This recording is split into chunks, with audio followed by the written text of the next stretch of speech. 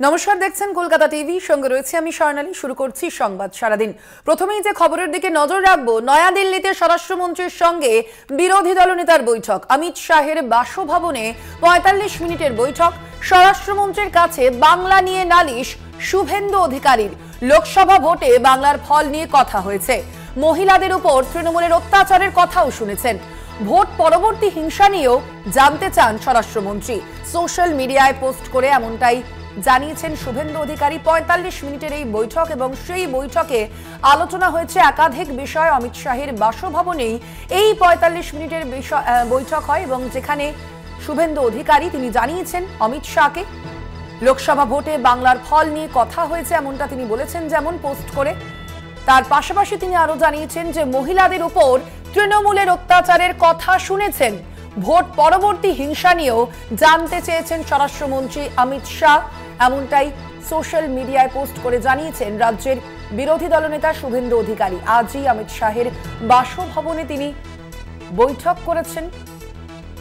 বৈঠক করেছেন শুভেন্দু অধিকারী এবং সেখানেই লোকসভা ভোটের ফলাফল থেকে শুরু করে রাজ্যে যে একের পর এক অভিযোগ সামনে আসছে সেই বিষয়েও কথা হয়েছে কেন্দ্রীয় স্বরাষ্ট্রমন্ত্রী অমিত শাহের সঙ্গে। নয়াদিল্লিতে স্বরাষ্ট্রমন্ত্রীর সঙ্গে বিরোধী দলনেতার বৈঠক এবং অমিত শাহের সঙ্গে আজ ৪৫ মিনিটের বৈঠক করেন রাজ্যের বিরোধী দলনেতা শুভেন্দু অধিকারী এবং সেখানেই লোকসভার ফল কেন এরকম হয়েছে সে বিষয়ে যেমন জানতে চেয়েছিলেন কেন্দ্রীয় স্বরাষ্ট্রমন্ত্রী অমিত শাহ, তেমনি আরো অন্যান্য বিষয়েও আলোচনা হয়েছে। বিষয়ে আমরা আরো বিস্তারিত জানবো। ফোন লাইনে রয়েছেন আমাদের প্রতিনিধি দেবাশিস সেনগুপ্ত। দেবাশিস, কি জানা যাচ্ছে আজকের এই বৈঠকে? ঠিক কি কি বিষয় আলোচনা হয়েছে? শুভেন্দু অধিকারী তিনি ঠিক কি জানাচ্ছেন? দেখো, শুভেন্দু অধিকারী তার টুইটার হ্যান্ডেলে এটা যেটা জানিয়েছেন যে তার সঙ্গে দীর্ঘক্ষণ বৈঠক হয়েছে দেশের স্বরাষ্ট্রমন্ত্রী অমিত শাহ এবং অমিত শাহ এই বৈঠকে মূলত যে বিষয়গুলো উঠে এসেছে যে লোকসভা নির্বাচন এবং পরবর্তীকালে যে হিংসার বাতাবরণ রাজ্য জুড়ে রয়েছে সে নিয়ে কিন্তু অমিত শাহ পুঙ্খানুপুঙ্খভাবে বিশ্লেষণ করেছেন এবং পাশাপাশি তিনি তাদের সাংগঠনিক বিষয় নিয়েও আলোচনা হয়েছে। যেমন গত ১৭ তারিখ রাজ্যে বর্ধিত রাজ্য কমিটির বৈঠক এবং সেই বর্ধিত বৈঠকে সেখানে কিন্তু বেশ কিছু বিষয় নিয়ে আলোচনা হবে। লোকসভার ফলাফলে এই খারাপ রেজাল্ট অর্থাৎ আগের বারের আসন কমে যাওয়া তা নিয়ে যে চুলচেরা বিশ্লেষণ হবে। আর ঠিক তার আগেই রাজ্যের পরিস্থিতি বর্তমানে কি রয়েছে এবং সেখানে তিনি অভিযোগ করেছেন যে তাদের দলের কর্মীরা রাজ্যের শাসক দলের যারা কর্মী তাদের হাতে মার খাচ্ছে, পুলিশের বিরুদ্ধে অভিযোগ হচ্ছে, পুলিশ শাসক দলের হয়ে কাজ করছে। এরকম বেশ কিছু ঘটনা কিন্তু তিনি তুলে ধরেছেন দেশের স্বরাষ্ট্রমন্ত্রীর কাছে। একদমই ধন্যবাদ তোমায় দেবাশিস। আমরা কথা বলছিলাম, আমাদের সঙ্গে ফোন লাইনে ছিলেন আমাদের প্রতিনিধি দেবাশিস সেনগুপ্ত।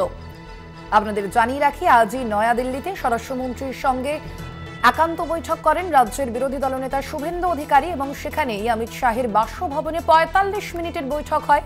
স্বরাষ্ট্রমন্ত্রীর কাছে বাংলা নিয়ে একাধিক বিষয়ে নালিশ করেছেন শুভেন্দু অধিকারী। লোকসভা ভোটে বাংলার ফল নিয়ে কথা হয়েছে। মহিলাদের উপর তৃণমূলের অত্যাচারের কথাও শুনেছেন স্বরাষ্ট্রমন্ত্রী।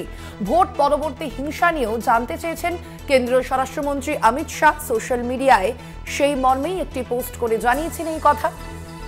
রাজ্যের বিরোধী দলনেতা শুভেন্দু অধিকারী আজই কেন্দ্রীয় স্বরাষ্ট্রমন্ত্রী অমিত শাহের সঙ্গে বৈঠক করেছেন তিনি এবং দীর্ঘ ৪৫ মিনিটের সেই বৈঠকে একদিকে যেমন লোকসভা নির্বাচনের ফলাফল সংক্রান্ত আলোচনা হয়েছে, তার পাশাপাশি একাধিক বিষয়ে বাংলা নিয়ে নালিশ জানিয়েছেন শুভেন্দু অধিকারী অমিত শাহকে।